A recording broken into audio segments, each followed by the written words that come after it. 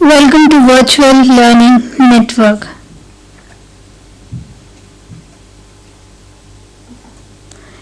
Wages and Salary Administration, Session 9, Pay Packet Composition.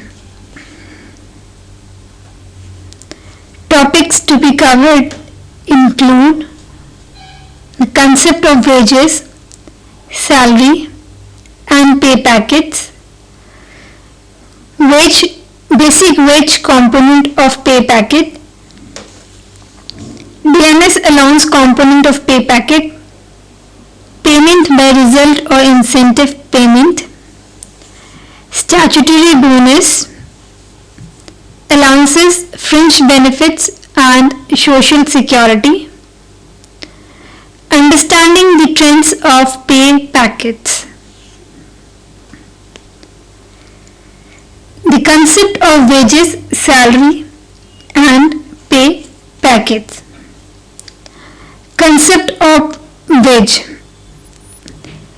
Payment made to labor is generally referred to as wages. It can be time rated or piece rated. Wages उसको कहते हैं जो payment labour को की जाती है, ये time rate होती है या तो फिर पीस रेट होती है. टाइम रेट मीन्स वेजेस को जो पेमेंट की जाती है वो टाइम के हिसाब से की जाती है कि उन्होंने कितना टाइम अपना स्पेंड किया है, और पीस रेट में कोई वेजेस नंबर ऑफ यूनिट्स जो उन्होंने नंबर ऑफ पीसेस बनाए हैं उनके हिसाब से की जाती है. Concept of salary. Money paid periodically to persons whose output cannot easily be measured. जो एम्प्लॉयज को पेमेंट की जाती है उसको सैलरी कहते हैं, और बेसिकली इनका जो आउटपुट होता है वो मेजर नहीं हो पाता है. Concept of pay packet. पे packet is a comprehensive term and consist of several elements. पे पैकेट एक कॉम्प्रिहेंसिव टर्म है और ये बहुत सारे एलिमेंट्स को इंक्लूड करता है, जैसे जो बेसिक वेज कितनी है, फिर DMs allowance, house rent allowance, city compensatory allowance, annual statutory bonus, incentive bonus या कुछ अलग पर्क्स या बेनिफिट्स मिल रहे हैं एम्प्लॉयज को, वो सब. सैलरी क्लरिकल स्टाफ को दी जाती है, सुपरवाइजरी स्टाफ को दी जाती है, मैनेजमेंट स्टाफ को दी जाती है. जो वेजेस होती हैं वो लेबर को दी जाती हैं, और वेजेस जिनका रेट होता है वो रेट पर आवर भी हो सकता है, पर डे भी हो सकता है, पर वीक भी हो सकता है, पर मंथ भी हो सकता है या पर ईयर भी हो सकता है. The basic wage provides unstable base to the wage structure. जो बेसिक वेज होती है वो एक स्टेबल बेस प्रोवाइड करती है पूरे जो कॉम्पनसेशन स्ट्रक्चर होता है उसको. It is the price to be paid to get a given job done. This could be monthly, weekly or daily basis. ये वो अमाउंट होता है जो दिया जाता है किसी काम के बदले में. Basic wages is built upon the statutory minimum wage through the awards of the Industrial Tribunal and directives of the Pay Commission of national and state levels and collective bargaining. जो बेसिक वेज सेटअप होती है वो statutory veg के according होती है, और ये कई बार कलेक्टिव बार्गेनिंग पे भी डिपेंड करती हैं कि जो लेबर्स हैं, जो ट्रेड यूनियंस हैं, उनका बार्गेनिंग पावर कितना अच्छा है, उस पर भी वेजेस डिपेंड करती हैं.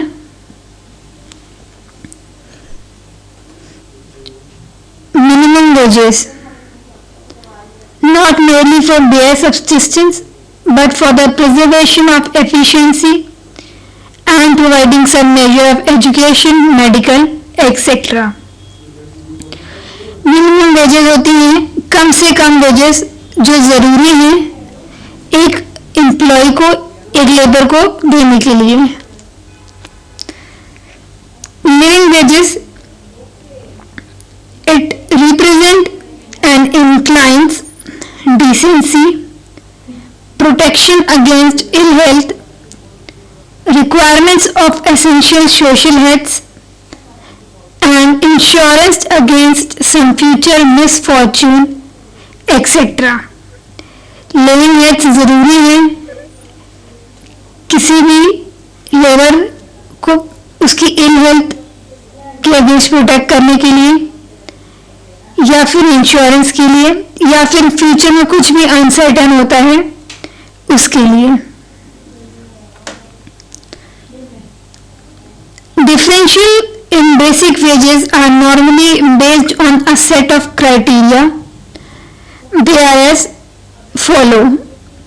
जो वेजेस में, बेसिक वेजेस में जो डिफरेंसेस होते हैं वो कुछ क्राइटेरिया पे डिपेंड करते हैं, जो कि है नंबर 1 डिग्री ऑफ स्किल, एक लेबर की में क्या स्किल है उस पर डिपेंड करती है उसकी basic wage rate.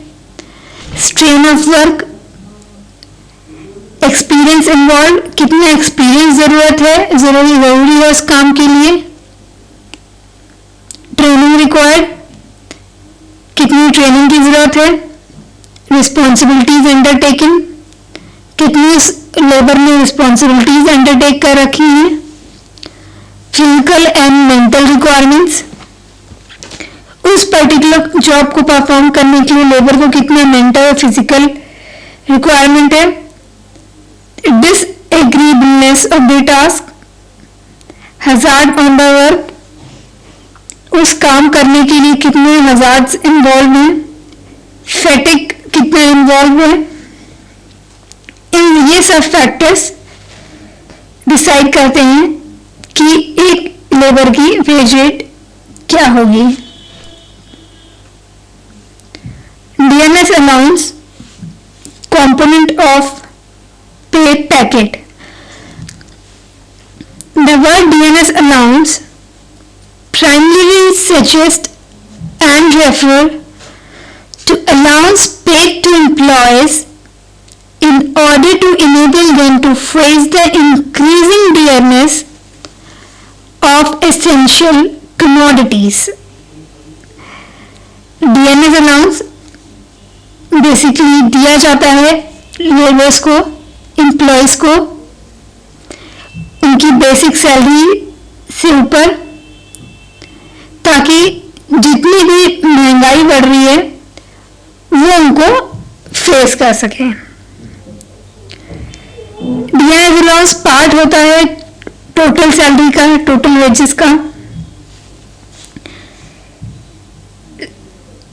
The system of DA for employees began during the Second World War, when government sanctioned a scheme of grain allowance to their lowest paid employees. जो डीए का system है employees के लिए, DNS allowance का जो system बना था employees के लिए, वो शुरू हुआ था सेकेंड वर्ल्ड वॉर में, जब गवर्नमेंट ने सैंक्शन की थी एक स्कीम, जो कि स्कीम थी लोएस्ट पेड एम्प्लॉयज के लिए। The assumption behind DA rise is that if the prices go back to the earlier level, the DA can be reduced or withdrawn. There are 3 different patterns for calculating DA using the above parameters, which are 3 different patterns होते हैं DA calculate करने के लिए, जो कि depend करते हैं कुछ पैरामीटर्स में जो भी हमने ऊपर पढ़े थे। नंबर 1, द सेंट्रल डीए, ये एप्लीकेबल होता है सेंट्रल गवर्नमेंट एम्प्लॉयज के लिए और उन एम्प्लॉयज के लिए जो पब्लिक सेक्टर अंडरटेकिंग्स में आते हैं। इनको बेसिकली जो डीए मिलता है वो 100% तक होता है। Next is industrial pattern. Industrial pattern जो होता है ये एप्लीकेबल होता है बहुत सारी PSUs जो कि पब्लिक अंडरटेकिंग्स होती हैं उनके लिए और कुछ प्राइवेट सेक्टर्स के लिए। DA system in banks and LIC is yet another pattern which is different from the other types. एक थर्ड सिस्टम है DA का, वो है बैंक्स में एप्लीकेबल होता है और लाइफ इंश्योरेंस कंपनीज में एप्लीकेबल होता है।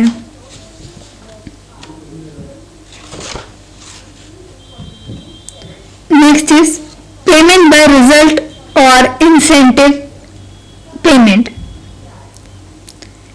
Payment by result, that is PBR system, wage incentive being one, can be distinguished on the basis of unit of accountability for performance and classified into 3 categories. Payment by result एक method होता है जो direct link करता है workers की earning को उनकी performance से। मीन्स जितना जिसकी परफॉर्मेंस होगी उनकी अर्निंग्स भी उसी पर डिपेंड करती हैं। 3 कैटेगरीज हैं। पहला है इंडिविजुअल। इंडिविजुअल परफॉर्मेंस होती है ताकि एक पर्टिकुलर इंडिविजुअल की परफॉर्मेंस को बढ़ाया जा सके। इसमें कुछ सिस्टम्स होते हैं जैसे price rated system, premium bonus system या फिर वर्क इम्प्रूवमेंट सिस्टम। दूसरा है ग्रुप पेमेंट या ग्रुप परफॉर्मेंस। जो पेमेंट बाय रिजल्ट है इसमें ग्रुप के अकॉर्डिंग किया जाता है, जहां पे जॉब्स जो होती हैं वो इंटरडिपेंडेंट होती हैं और किसी इंडिविजुअल की परफॉर्मेंस मेजर करना बहुत ही डिफिकल्ट बन जाता है। Next is enterprise performance. Enterprise performance पूरे एक एंटरप्राइज के बेसिस पे होती है, उसकी ऑर्गेनाइजेशन के बेसिस पे होती है और इसमें एक प्री डिटरमाइंड रेशियो होता है, उसके बेसिस पे पेमेंट होती है। Next is managerial incentive plans. Managerial employees get the following types of additional incentives. जो मैनेजरियल एम्प्लॉयज होते हैं उनको कुछ अलग तरह के इंसेंटिव मिलते हैं, जैसे commission on a percentage of profit. उनको कमीशन मिलता है उनकी प्रॉफिट पर। Companies share on concessional rates. उनको कंपनी का शेयर्स मिलते हैं कुछ कम दामों पे। बोनसेस इन कैश और kind, discount coupons, paid holidays etcetera. उनको बोनस मिलता है जो कि कैश में होता है या फिर वो डिस्काउंट कूपन हो सकता है या फिर पेड हॉलीडेज इन काइंड भी हो सकता है। Next is statutory bonus. Payment of bonus act 1965 ensures payment of bonus each year. Payment of bonus को रेगुलेट करता है पेमेंट ऑफ बोनस एक्ट 1965, जिसके अकॉर्डिंग यूनिट्स को बोनस पे करना हर साल जरूरी होता है। This range from 8.33% to 20% of wages. और बेसिकली ये रेंज होती है इसकी 8.33% से 20% तक। The Act compels even the loss-making industries to pay 8.33 industries। और ये एक्ट कहता है कि जो यूनिट्स लॉसेज इनकर कर रही हैं उनके लिए भी जरूरी है कि वो अपने एम्प्लॉयज और अपने वर्कर्स को, लेबर्स को 8.33% bonus they. For profit-making companies, Act provides formula to declare annual bonus. और जो प्रॉफिट मेकिंग कंपनीज हैं उनके लिए ये एक्ट एक फॉर्मूला बताता है जिसके अकॉर्डिंग बोनस कैलकुलेट किया जाता है. The method of calculation of annual bonus is given below. जो मेथड है बोनस कैलकुलेशन का वो इस प्रकार है. First, gross profit is to be calculated in the manner specified in the first and second schedule of the act. पहले gross profit निकाला जाता है उस ऑर्गेनाइजेशन का जो कि फर्स्ट और सेकंड शेड्यूल के अकॉर्डिंग निकालते हैं जो इस एक्ट का है. Next is from the gross profit so worked out of the available surplus is to be computed by deducting prior changes. जो ग्रॉस प्रॉफिट निकला है उसमें से जो चेंजेस हैं उनको डिडक्ट किए जाते हैं. Every employer whose establishment is covered by the act has to pay a minimum bonus equivalent to 8.33% of the salary and wages. हर वो एम्प्लॉयर जिसकी इस्टेब्लिशमेंट कवर होती है इस एक्ट में उसके लिए ज़रूरी है कि वो एक मिनिमम बोनस दे जो कि 8.33% होता है सैलरी का और वेजेस का. If in any accounting year the allocable surplus exceeds the amount of minimum bonus payable to employees, the employer shall pay to every employee in respect of that accounting year bonus which shall be an amount in proportion to the salary or wage earned by the employee during the accounting year subject to a maximum of 20% of such salary or wage.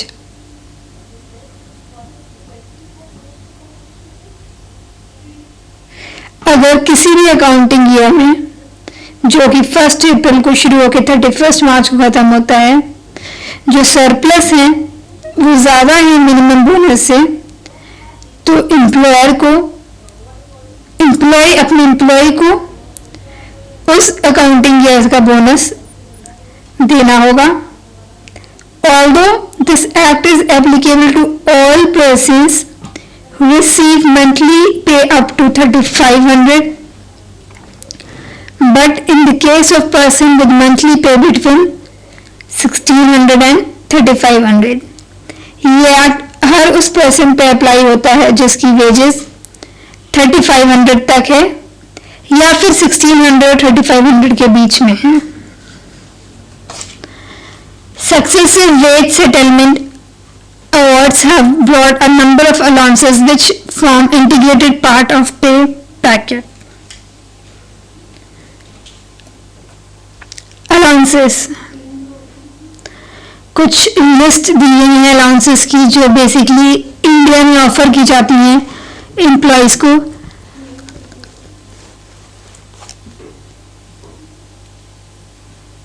कुछ contribution होते हैं remuneration से जो link होते हैं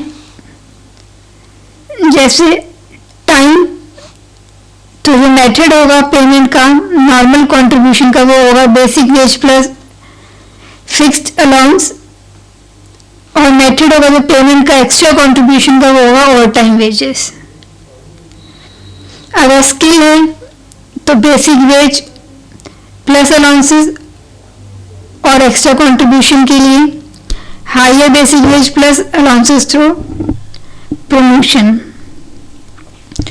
जो allowances India में offer किए जाते हैं वो कुछ इस तरह से होते हैं जैसे lunch allowance, medical allowance, night duty allowance, over time allowance, pension, provident fund, reallocation, servant allowance, shift allowance, special allowance, stream allowance, tiffin allowance, telephone allowance, uniform allowance, acting attendance, acid and gas, books, car, cash, city compensatory allowance, computer, conveyance and transport, deputation, driver, dust, education, ESI,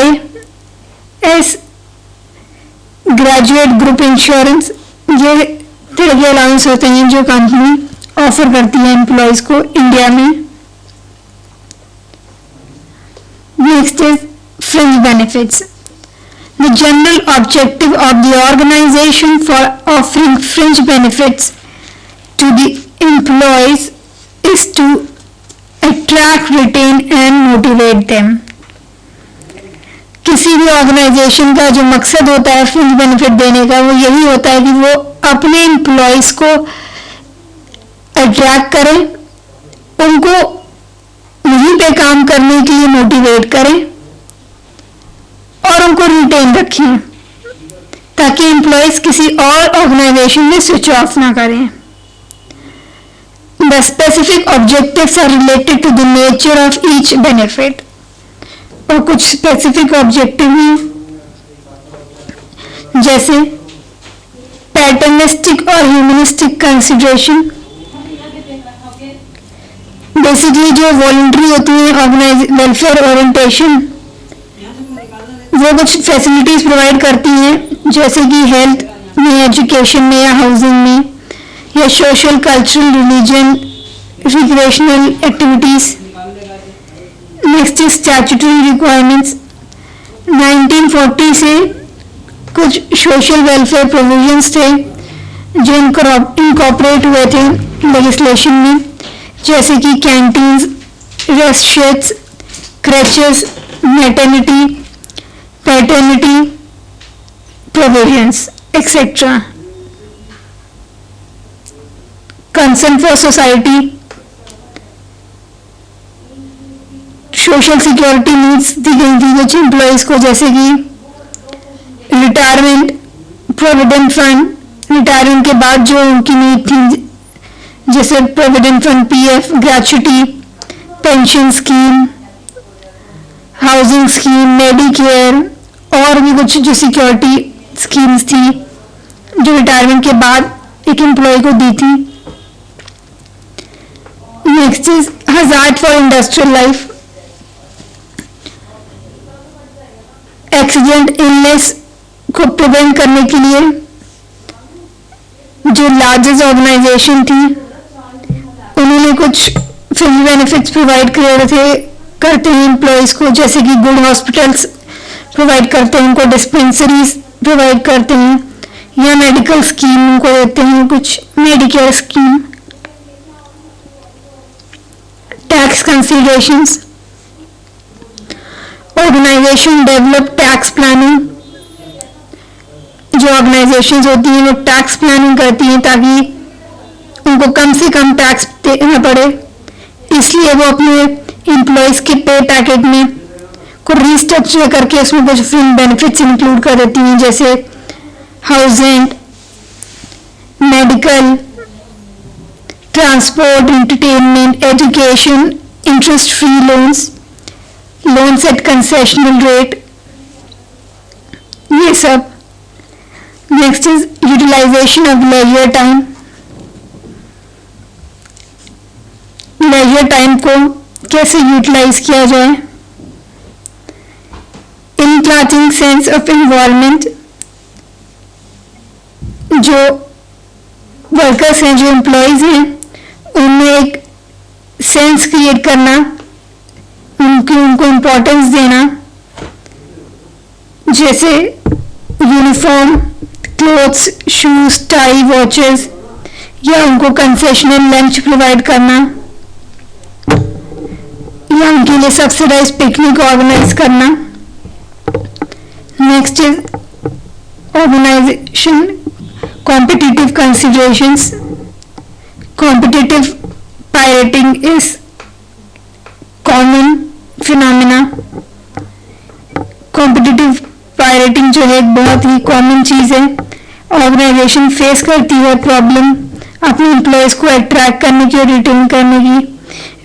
basically common organisation में जो backward areas में हैं, इसलिए उनको कुछ तरह के benefits और इंसेंटिव्स ऑफर करती हैं अपने एम्प्लॉयज़ को, जैसे टाउनशिप या reimbursement of educational expense of children, self lease house, special allowance, ये सब, या क्लब की membership, professional association, sponsorship for training and conference.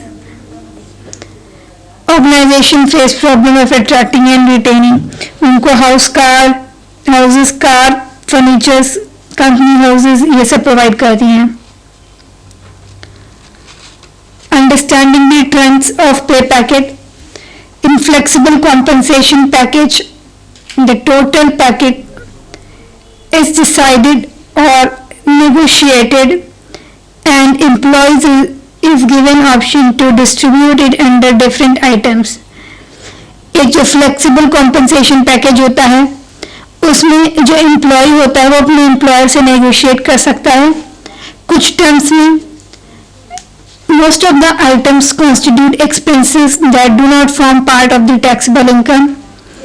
कुछ जो आइटम्स होते हैं पे पैकेट में कॉम्पनसेशन में वो एक्सपेंसेस होते हैं जो कि टैक्सेबल इनकम का पार्ट नहीं होते हैं. An employee has the range of choice and he plans his choosing keeping the needs and tax element in view. Employee जो चॉइस करता है अपने पे पैकेट की वो टैक्स के अकॉर्डिंग करता है और अपनी जरूरत के अकॉर्डिंग करता है. Flexible compensation often extends and goes beyond fringe benefits in traditional sense. Flexible compensation fringe benefits के अलावा भी बहुत सारी चीज़ों को इंक्लूड करता है. Now we have certain questions. Do it yourself. First is define and differentiate between bonus and fringe benefits. Next is what are the hazards of industrial life. That's all for this session. Thank you and have a nice day.